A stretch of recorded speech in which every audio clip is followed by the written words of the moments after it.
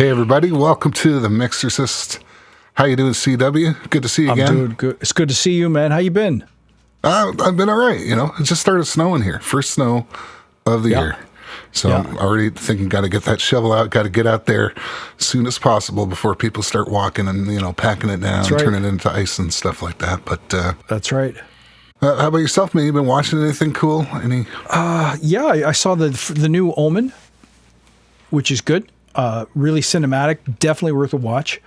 And in the non-horror genre, I recently watched the new Tragically Hip documentary. So if you happen to be a fan of Canadian music or the hip, you should really check it out. It's 4 hours long and it's super good. Like, it's really well done.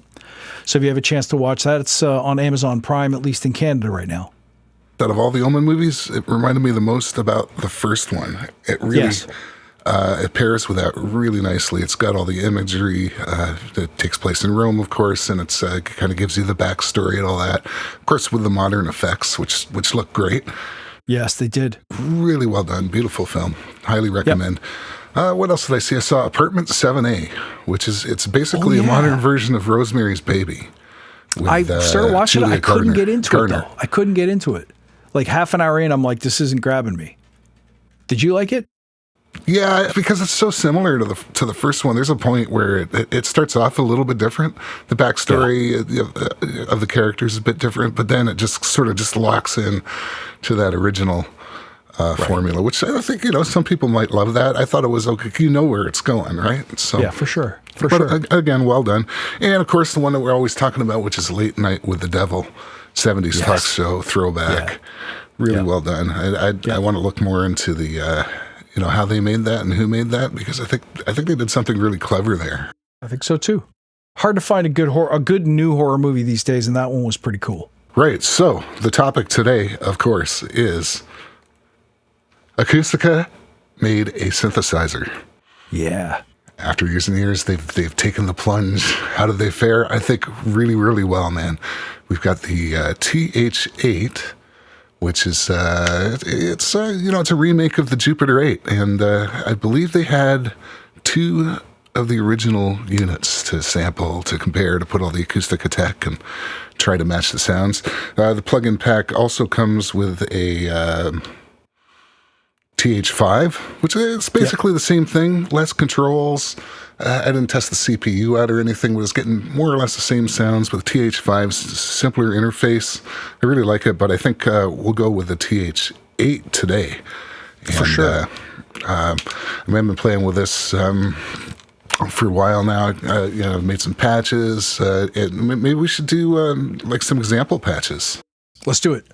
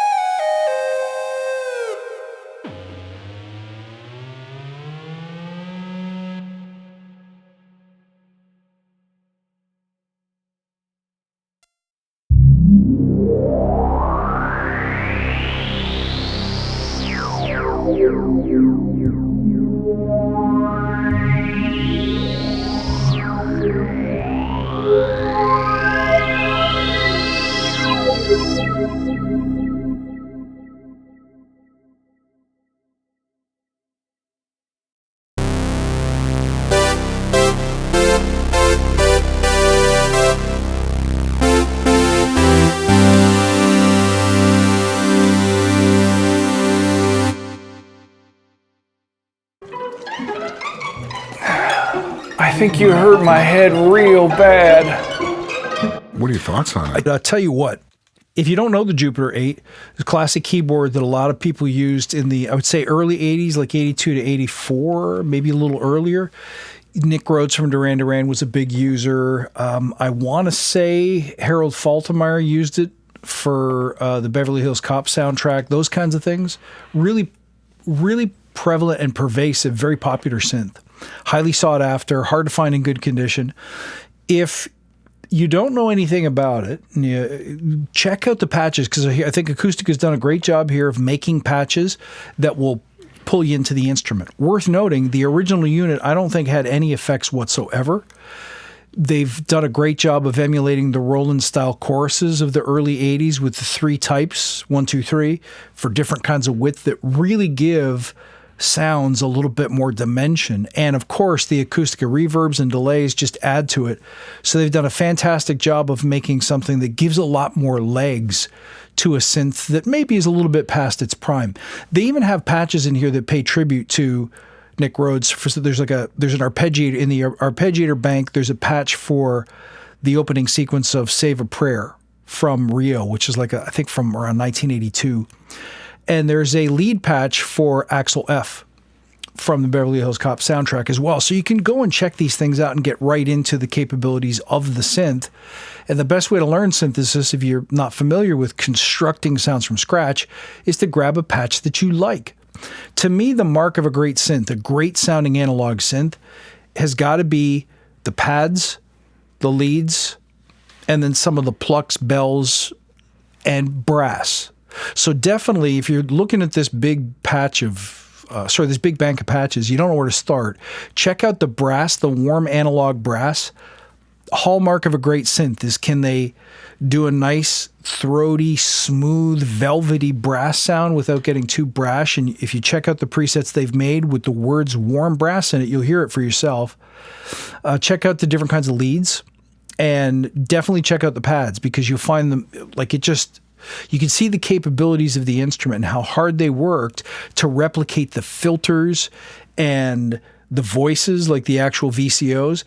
They sound so good. And I've used a couple of different Jupiter 8 Sims. There's one, Softtube made one, Roland made one, and surprisingly, it's not all that well regarded, considering they're the inventor of the original piece of hardware.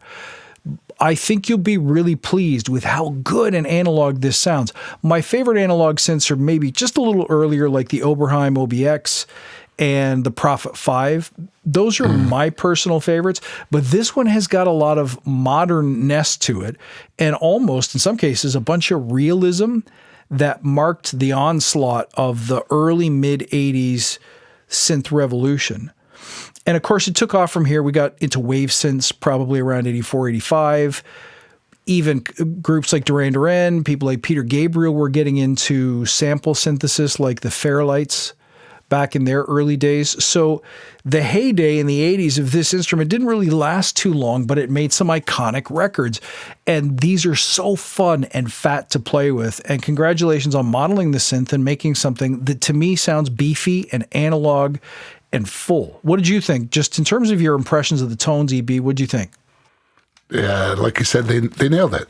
It's exactly like you said, the earlier synths, like the Prophet and the Oberheim and the Moog. I mean, the beauty is in here, you've got those filters if you want. So if you want your sound a little more Oberheim, select the SVF filter, hit that detune and the age it up a bit, and you got that usable sound. Maybe not exact, but it's like you're in that neighborhood. But I think what this synth did was, especially with the recallable patches and the cross modulation, it got into this territory of shimmery. Think Duran Duran, think about those shimmery, somewhat metallic 80s sounds. They're more cutting and they're brighter, and you can have that top end. And it doesn't tear your head off the way some of those older analogs will. There's just more refinement to it, especially when you start adding the delay and the chorus, which Acustica have modeled so well on this. Now, keep in mind, the year after the Jupiter 8 was released, the DX7 came out. So this is an interesting bridge in and not just the technology, but just in the style of the music at the time. The music was already going towards this kind of ultra slick, shiny, shimmery. You had the SSLs in full swing, right? And it was that kind of sound. And then the DX7 came out. Like you said, the Fairlight had been out, I think, and so synclavier and stuff like that. So certainly digital wasn't a new thing, but affordable digital was. Right? Yes, yeah. Being able to actually have your own without having to decide, well, do I want to buy a house or a synthesizer? And the answer would have been synth. We're sleeping in the car, kids. That's it. Daddy needs a toy. But check out the sync pad. Yeah, that's right.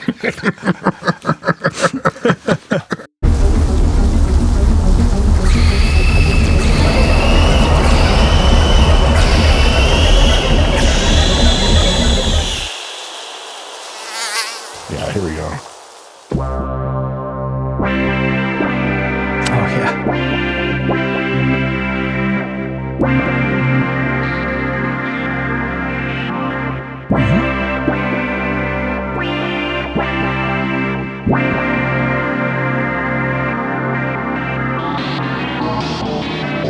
Nice.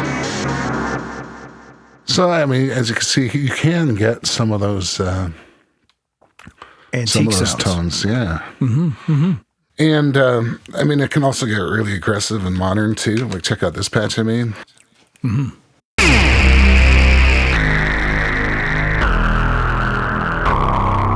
Nice.